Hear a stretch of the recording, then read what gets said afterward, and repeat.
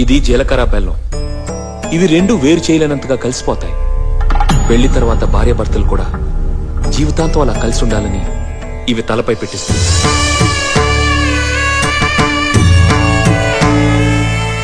ఇది మంగళసూత్రం. మంగళం అంటే పవిత్రత, సూత్రం అంటే తాడు. ఇది మెడలో పడగానే పెళ్లి అగ్ని కంటే పవిత్రం అవుతుంది. పుట్టింటికెళ్తే అత్తారింటిని, అత్తారింటికెళ్తే పుట్టింటిని మర్చిపోకూడదనే 2 బొట్లున్న తాళిని మెడలో కట్టిస్తారు.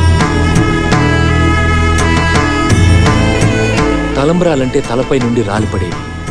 ఆ ఇంట్లో సిరి సంపదలు కూడా అలా వచ్చి పడాలనే తలంబ్రాలు పోయిస్తారు. 7 అడుగుల్లో ప్రతి అడుగుకి ఒక అర్థం ఉంది.